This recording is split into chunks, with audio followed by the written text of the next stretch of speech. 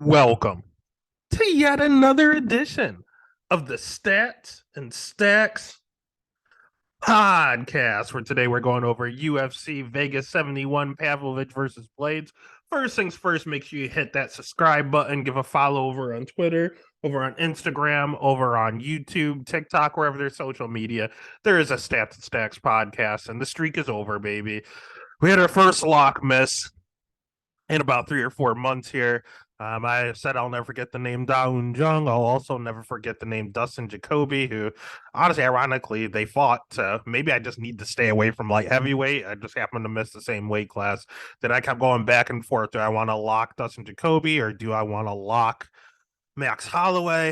It came to the consensus that Max is going to win. I don't feel comfortable telling you you need to go bet money on him because he could be declining a little. So I rolled with Dustin and I chose wrong, but that's the sports betting world, baby. There's nothing you can do there. Hopefully, you still listened to the whole pod and heard that I really liked Max as well, but it is what it is. You just dust yourself on and you keep going. We did hit on Denise Gomes at like plus 185, which was super nice. And there was another huge dog that hit. I can't even remember. So it all balanced out. It wasn't a losing night. I actually ended up breaking even. It's just Jacoby killed me, but it is what it is. It's a new week. It's a new chance to redeem ourselves and start a new streak. So it's a pretty interesting card here. It's not good. It's not bad. It's pretty decent on a betting perspective, though. So we're feeling a lot better about these picks and hoping to just go ahead and make more money. That makes everything a lot more fun. So we're going to dive right into the fight card here. We're going to start with Dana Bakterel at minus 130 going up against Brady Highstand at plus 110. Over under set at 2.5, over 2.5 plus 120, under 2.5 minus 150. Let's start with Brady because I don't think he's very good, to be honest with you. He could be something in the future, but the kid's 23 years old, coming off the Ultimate Fighter. This is the second fight he's having in the UFC here. First one was a win over Fernie Garcia. He looked all right there.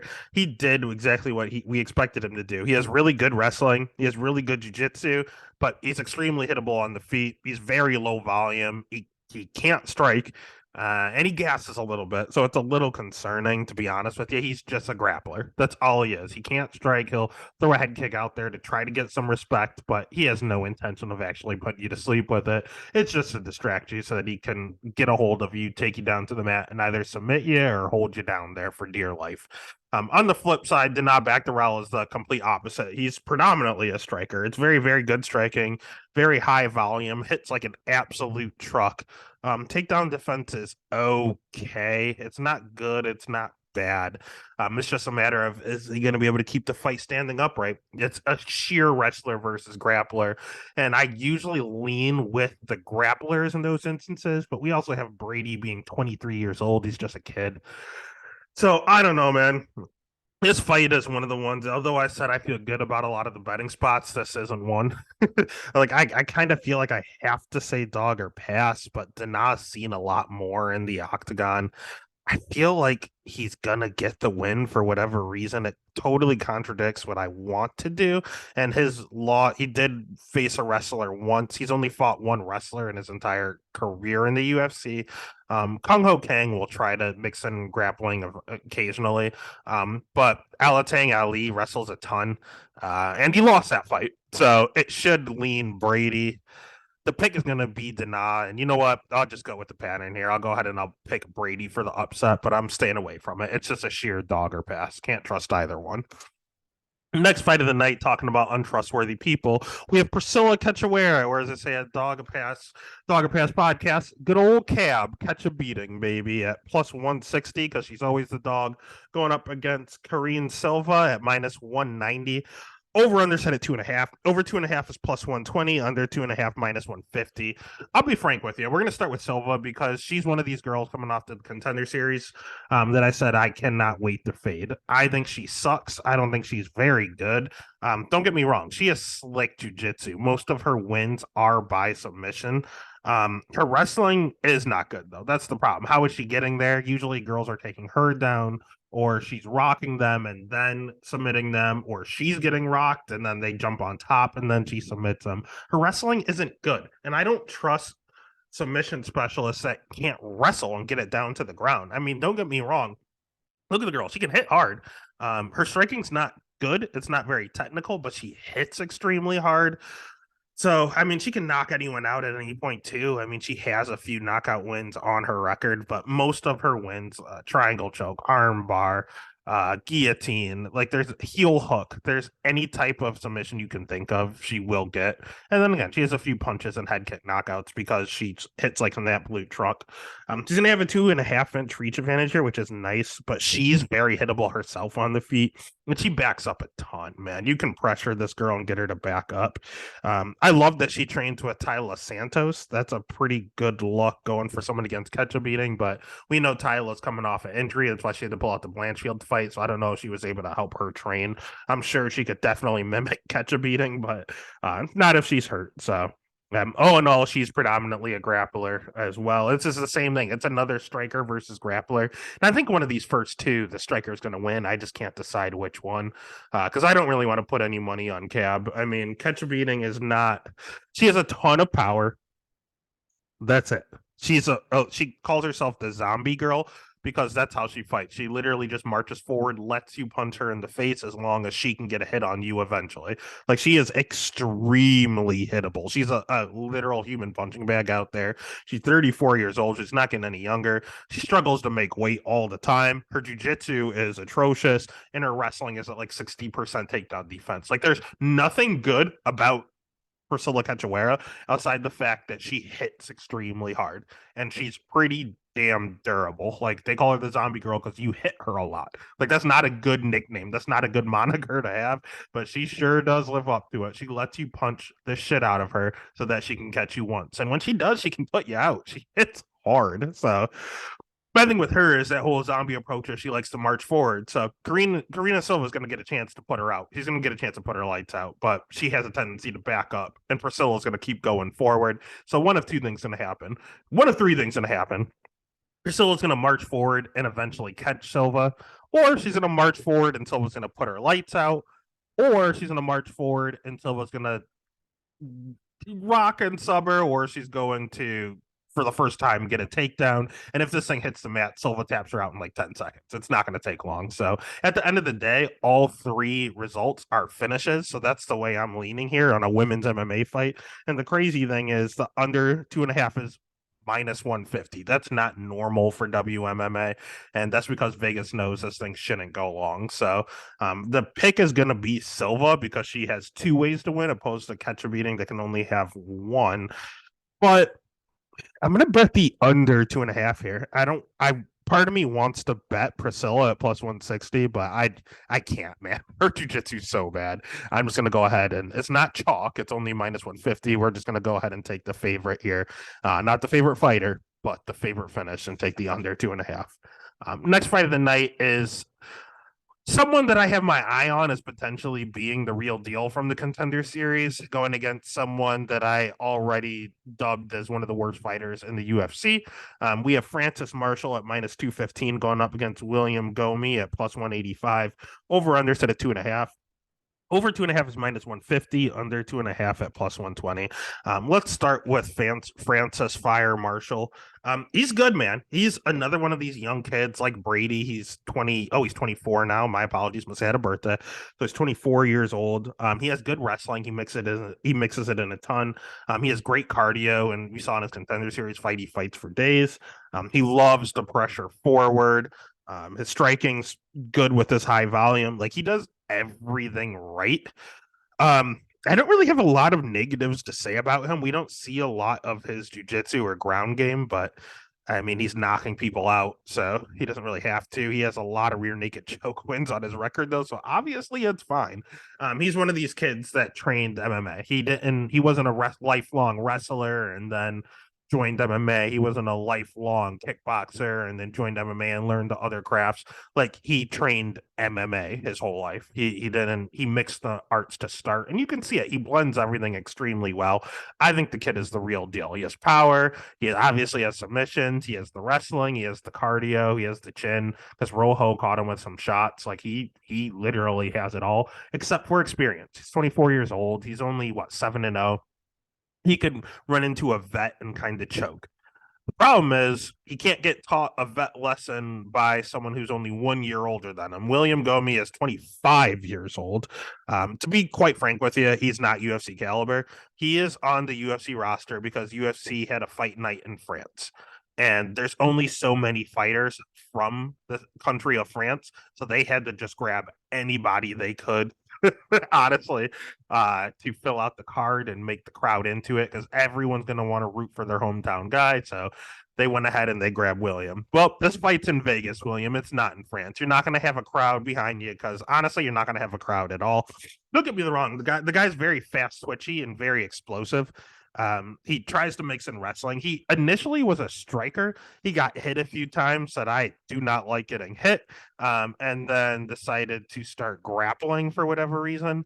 I mean, his wrestling's okay, but it's not great. His striking is okay, but it's not crazy. He's fighting absolute cans. I just think the kid sucks. Looking at his record, or sorry, looking at his fight tape, I just wasn't left impressed. Like something about the kid just screams fraud. So at that juncture, I was always going to write him off no matter what. And now he's fighting one of the guys I truly like. And Gomi has a terrible reaction when he gets hit.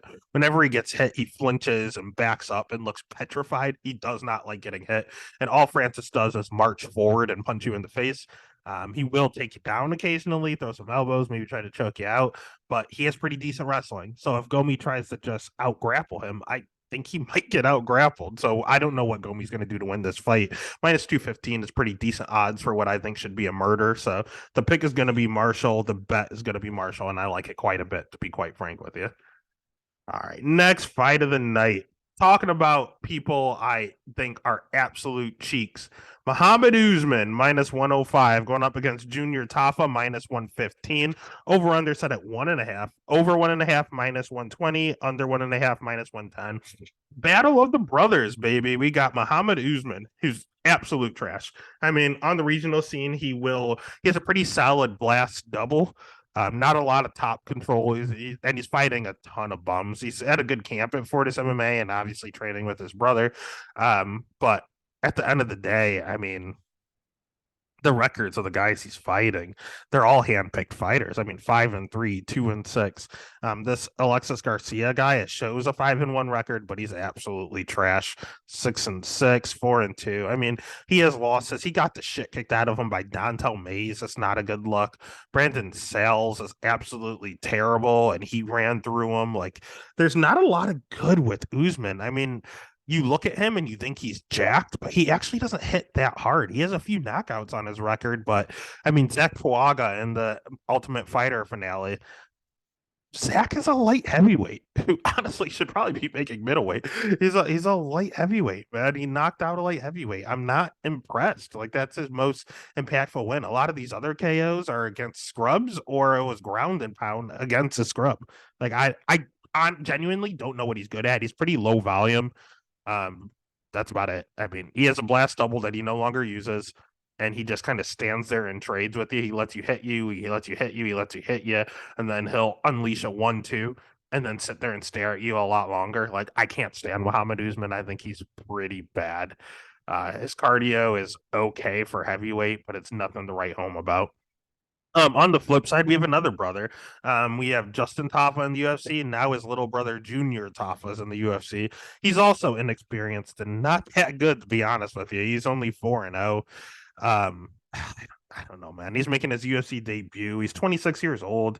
He has a Glory Kickboxing background, which is super nice because I think he's going to have a. You look at the guys that come from Glory Kickboxing: Izzy, Alex Pereira. We have Dustin Jacoby. Like, you have a lot of premier strikers that come from that kickboxing organization. So the kickboxing pedigree is very, very good. The jiu-jitsu is very questionable. I have seen him taken down before. He was a little suspect. He just wanted to get the hell back up. Didn't use a lot of technique, just kind of fought someone that was really bad and just kind of stood up with no technique. Luckily, he's fighting Usman. If he gets taken down, he can just do the same thing. It's not like Usman's going to take him down or tap him out. Wrestling, though, to get him down there, he stuffed a few takedowns before the kid got him down. So at least he showed he knows what a sprawl is. He's not very good at it, but he can try. All in all, he's a young kid. He's probably getting better. I will give him the striking edge by a mile. It's a matter if Usman comes out here and wrestles. And if he comes out here and wrestles, can he keep Tafa down? And can he keep wrestling? I'm not trusting Usman to come out with a singlet. This is the wrong Usman. So I'm going to take the Tafa little brother. I'm going to pick Tafa. And at the end of the day, I'm going to end up betting Tafa. I'm not playing the over under game. It's pretty, again, Usman fights at a pretty slow pace. So I don't want to play that over under game. I'm just going to take Tafa straight up money line. Pick Tafa, bet Tafa. Next fight of the night, I talked about last week. Oh, Brandon Royval was the other huge dog that hit for us. My guy, Raw Dog. We love Raw Dog. You know what else Stats and Stacks podcast loves? Norma Dumont. I don't know why it's our favorite female fighter. She is a minus 115 favorite now. She opened as the dog, and the public loves Norma Dumont here as well. Carol Rosa minus 105, over 2.5 minus 355. It makes sense. Under 2.5 plus 275. Like, we got to start with Big Norm. Big Norm, I couldn't explain why I like her. I think she won as a dog twice, and if you win me big money as a dog, I just love you for the rest of eternity. Who was it? I read it was her against Felicia Spencer. She was a huge dog against Felicia Spencer, and I kept looking at the fight tape and saying she's going to win this fight, and everyone was locking Felicia Spencer. I was the only one that was on Norma Dumont. Norma came out as like a plus 200 dog, got the job done, did exactly what I said she would. And I just fell in love from there. I thought that was it. Then Aspen Ladd, she was a dog again. She won me money there. Macy Chase on. I think she lost as a favorite, so that's not good. But then she had Danielle Wolf, and I don't remember if it was even money. It was a pretty, or if she was the dog. I know they were close odds. She came through for me again. So if you keep winning me money, I love it. Her striking's okay. It's gotten better. It's actually pretty decent, to be honest with you. Her jujitsu, she's a black belt. She doesn't use it often, but she is a credentialed black belt. Her wrestling, not bad. I've seen the girl chain wrestle. She tried to chain wrestle Megan Anderson before she got knocked out. But she took the fight on short notice. I'll cut her some slack. But she came out and she chain wrestled. Like, she can wrestle if she wants to.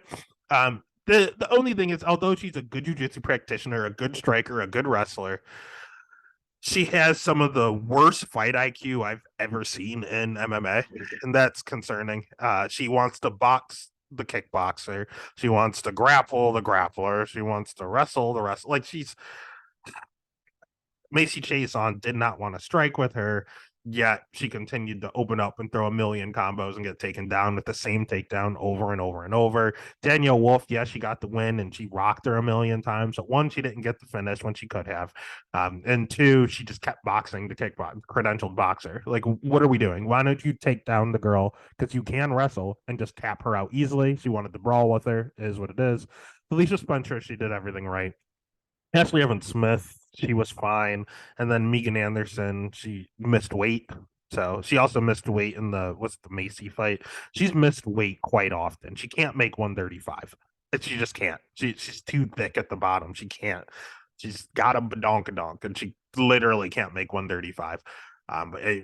There's just no girls at 145, so she's trying to make it just so she can keep her job because they're going to get rid of that weight class. But on the flip side, she's fighting someone that is a 135 pounder, and this fight is at 145. So I like this a lot for Big Norm because Carol Rosa is good. Big Norm's going to need every advantage he can get. Carol Rosa is also a credentialed BJJ black belt. She also has very good striking, very fast hands, good volume, 72% takedown defense. She showed a propensity to wrestle in her last fight against Sarah McMahon and against Lena Landsberg. Sarah McMahon out wrestled her, but that's an Olympic silver medalist, so justifiably so. But then she went out there, turned the tables, and out wrestled Lena Landsberg.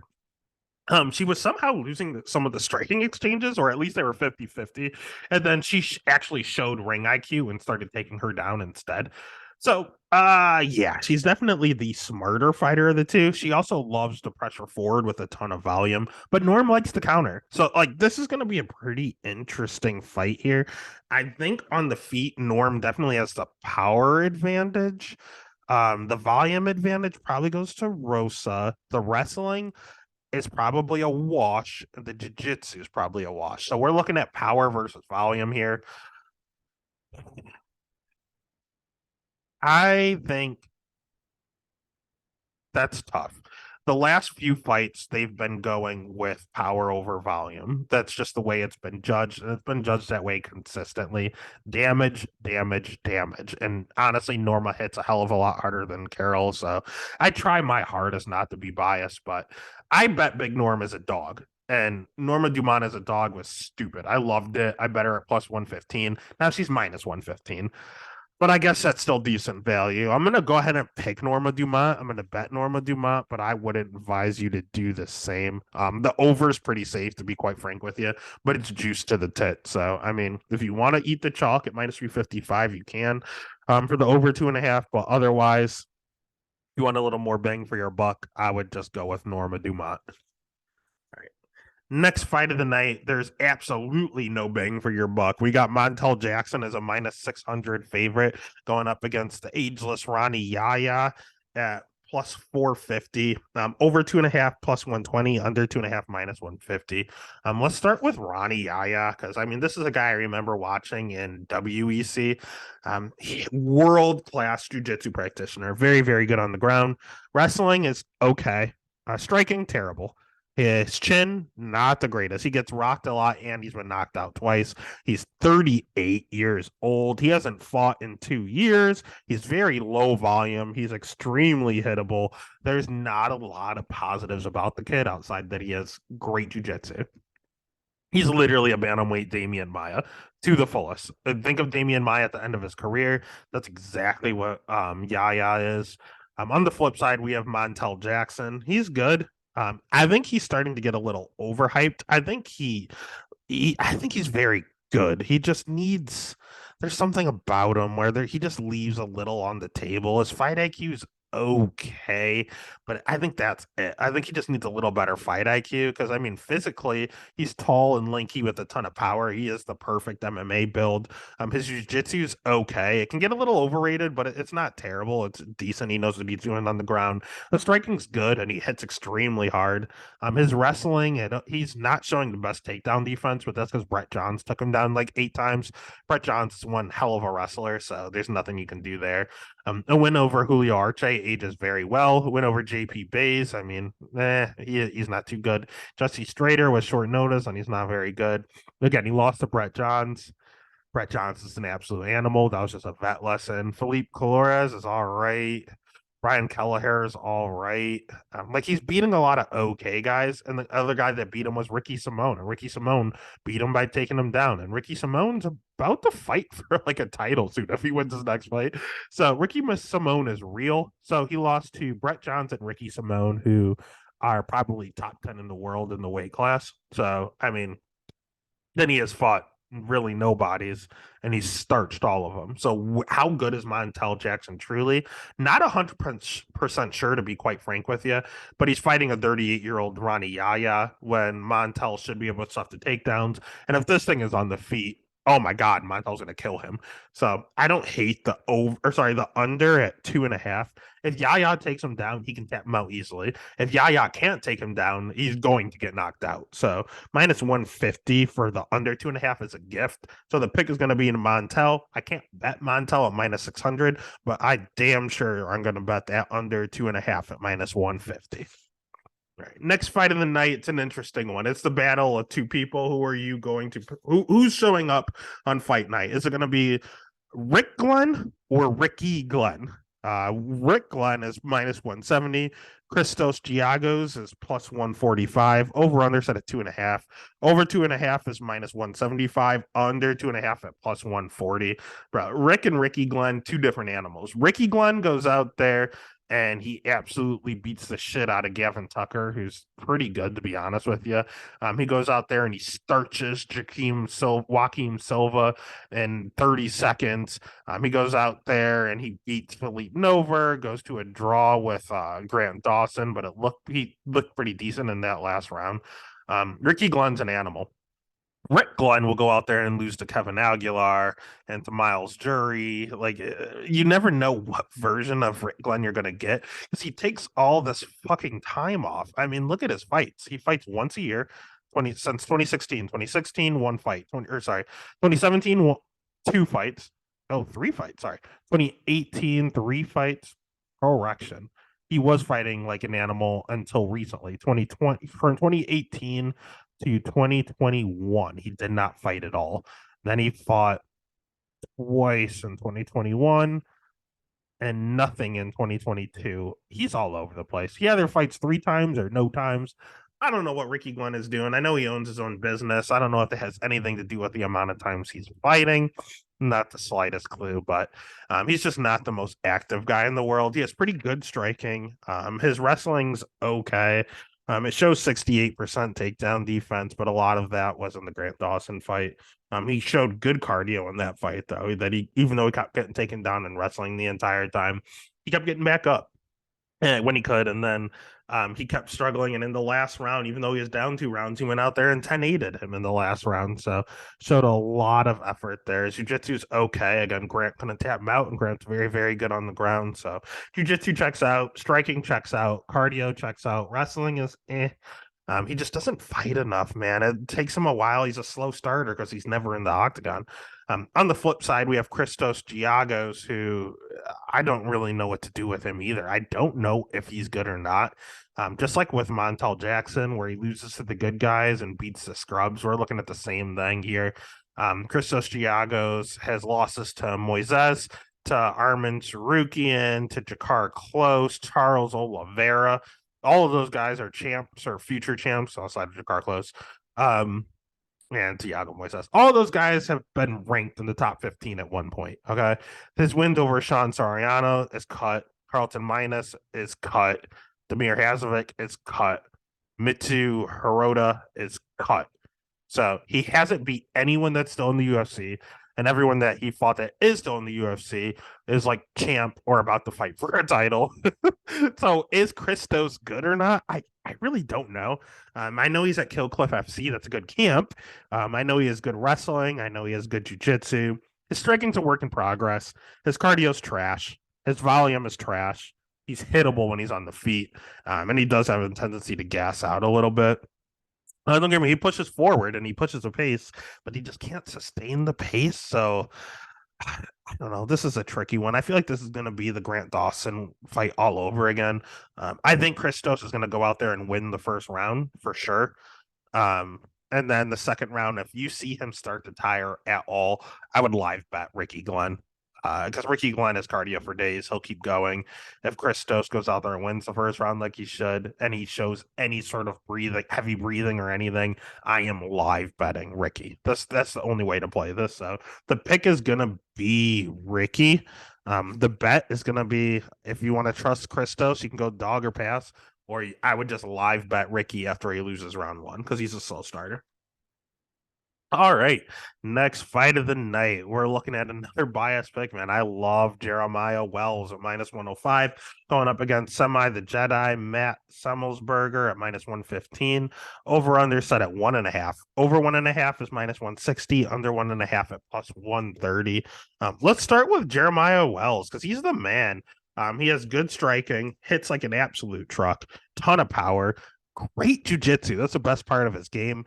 Really good wrestling. Everything is good about this guy except for 2 things. One, he's 36 years old. 2, we're not too sure about the cardio. He does everything with so much explosion, so much power. If someone's able to drag him into the later rounds or like the 3rd round, he could be in a little bit of a trouble.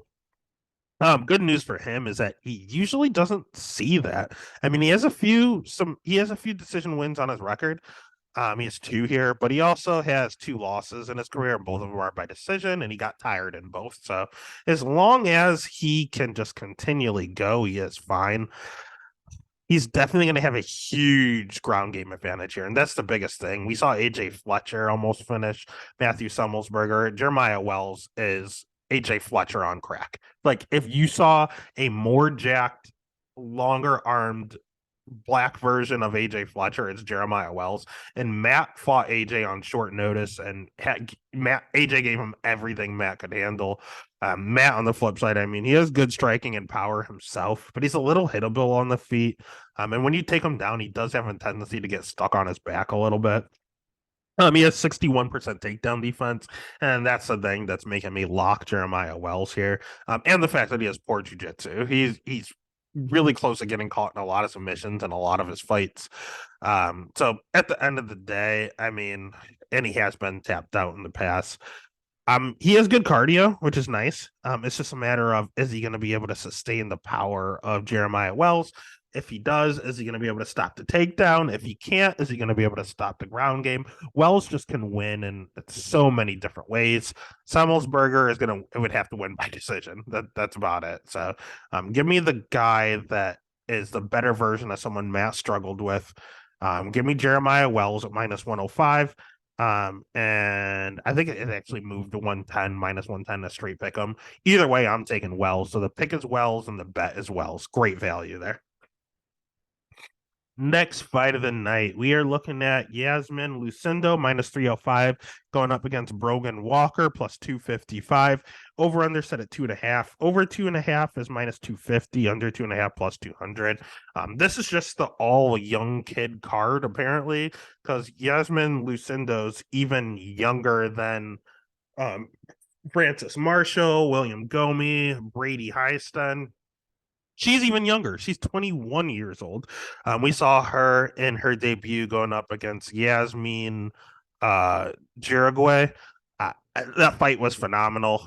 Two great strikers. Lucinda's a pretty good striker. Her jiu-jitsu, she has a lot of submission wins on her record, and a lot of KO wins. She hits decently hard here. Her wrestling's all right. It's not the greatest. She mainly just wants to stand and bang, to be quite frank with you. And she's good at it. She's 21 years old. She's pretty durable. She's pretty much the real deal on the whole package. She's just super young. All she needs is experience. She's 21. I mean, I think they kind of rushed her to the UFC a little too soon, but she put on one hell of a show, and they gave her a winnable fight against Brogan Walker, to be honest with you. Brogan let me down. I was very, very, very confident that Brogan was going to win the Ultimate Fighter. She went out there and lost to what's her face, Juliana Miller. I always thought Juliana Miller was absolute trash, and then she went on to lose her next fight and get killed by like a +300 dog in Veronica Hardy. I knew Juliana Miller was trash. And so that concerns me that she went out there and dominated Brogan Walker. She did it with wrestling. And that's my thing. Brogan is pretty good striking herself, and she's a jiu-jitsu black belt. The problem with her is that she slows a little, and she showed some of the most frustrating ring IQ I've ever seen in my life. Juliana Miller took her down with the body lock round one after Brogan was winning the striking exchanges. Then round two, Brogan initiated the clinch and then got taken down with the body lock. She then lost 2 rounds. So what does she do in the third round when she needs to finish? She initiates the clinch and gets taken down with a body lock. So all 3 rounds, she is the reason she got taken down. She went for the same move and then got body locked by the same thing over and over and over. And she kept initiating the clinch. It drove me absolutely crazy. I just wanted to throw stuff because she was killing her. She was killing Juliana on the feet. So I cannot trust her to for anything. And her wrestling's a little bit of a liability. Juliana Miller can't wrestle that well, and she took her down. Erin Blanchfield is a phenomenal wrestler, but she took her down and dominated. Pearl Gonzalez is not that good and was cut from the UFC, but she took her down. And all of her losses are because she got taken down and stuck on her back. Lucindo probably not going to do that. So this fight should probably be a little closer line than it is. I don't think the 21-year-old kid should be over -300. But I don't know if Brogan's the one to give her the vet lesson, because she's only been in one UFC fight and she played it really stupid and looked really bad. So I don't really know what to do here. I do think they're going to stand and bang, and I think they both hit hard. So to be quite frank with you, I think I'm going to get crazy. I'm going to go ahead and pick Lucindo. But the bet is going to be Brogan, or it's going to be that under, baby. It's you cannot trust the 21-year-old kid to go out there and get the job done when she just wanted to bang and excite everyone the whole time.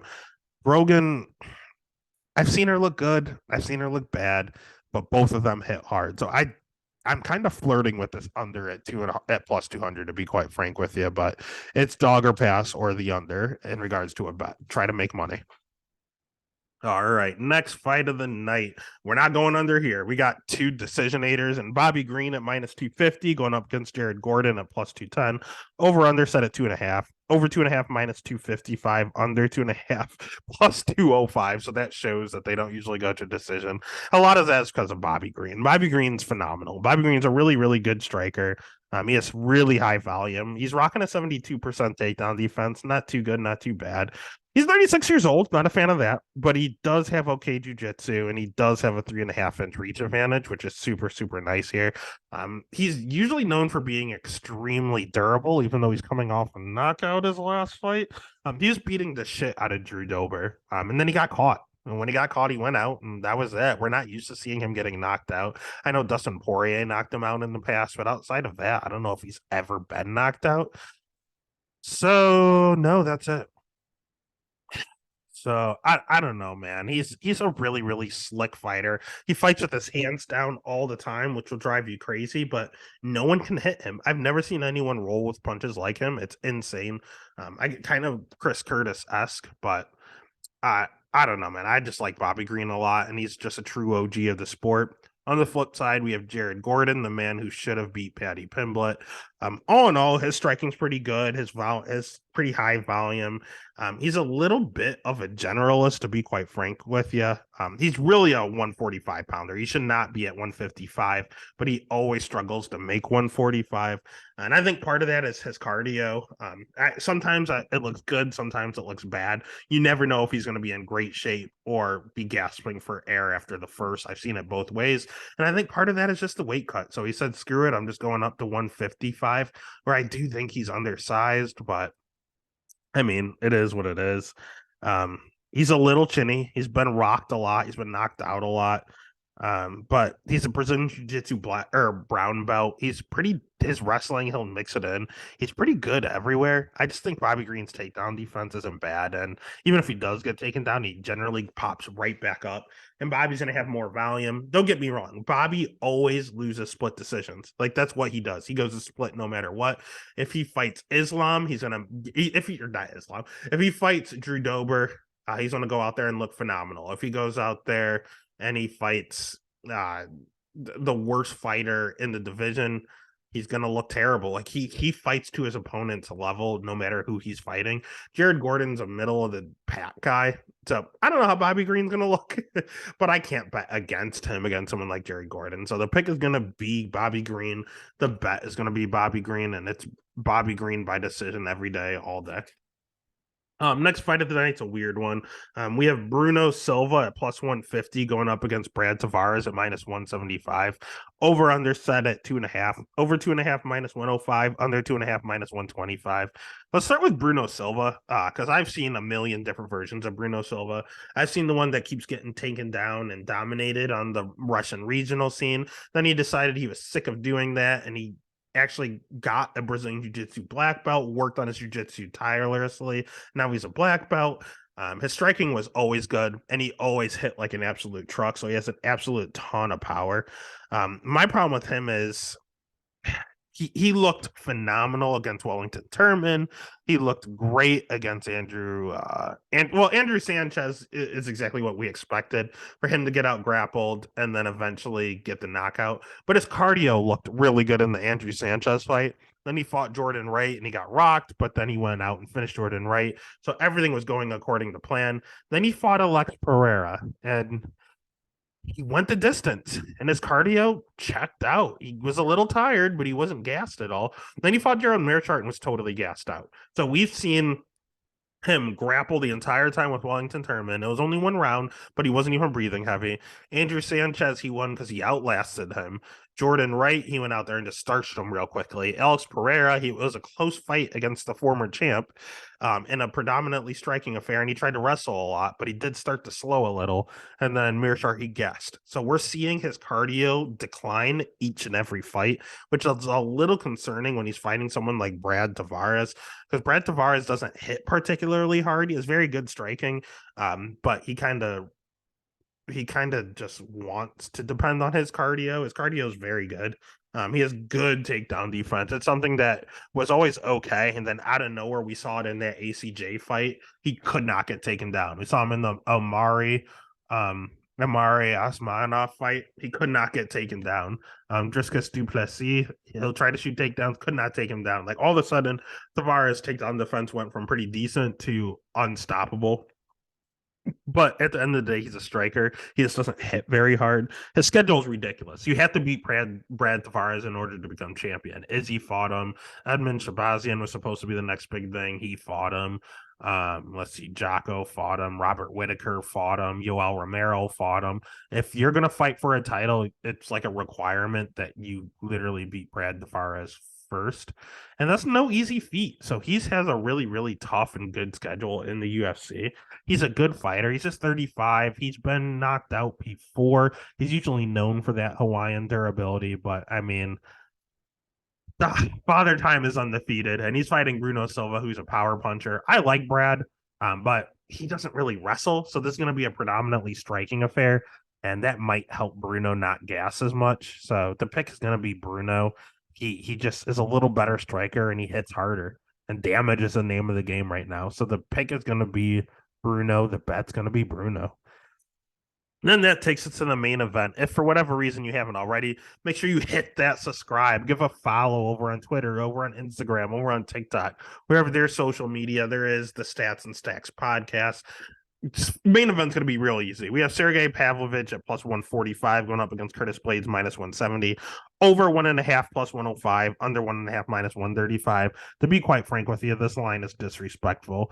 Razor Curtis Blaydes is a phenomenal heavyweight, probably the future heavyweight champ, to be quite frank with you. He's 32 years old, in his prime. His striking, much improved. Before, he's predominantly a wrestler. Now he can stand and bang a little if he wants to, too. He has good striking. He has really good power. We saw it in the Dawkins fight. We saw it in the Volkov, he mainly just wrestled. We saw it in the JDS fight. We see his striking improving each time. He looked pretty decent against Tom Aspinall before Tom hurt his leg. So in all 15 seconds of it. But at the end of the day, he's a wrestler through and through. He has really good cardio. He trains at elevation. He has phenomenal takedowns. He took down Rosenstruck. He took down Volkov. He took down Overeem. Like he did everything, and then he knocked him out. Like he did everything well. He's fought the best of the best. He fought Francis. He fought Mark Hunt, Overeem. He fought Derek Lewis. He fought Chris Dawkins, Rosenstruck, Tom Aspinall. He's fought everyone. He's beaten everyone. He only has 3 losses on his record. Or yes, they're all by knockout, but listen, Derek Lewis, he was dominating that fight on the feet, mind you, and then he just got caught with an uppercut going in for a takedown. I mean, shit happens. You get caught with stuff. Francis Ngannou knocked him out in 45 seconds. That's Francis.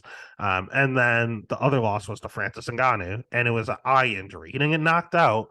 They stopped it because of his eye was too swollen. So technically he has 3 knockouts, but he really only has 2.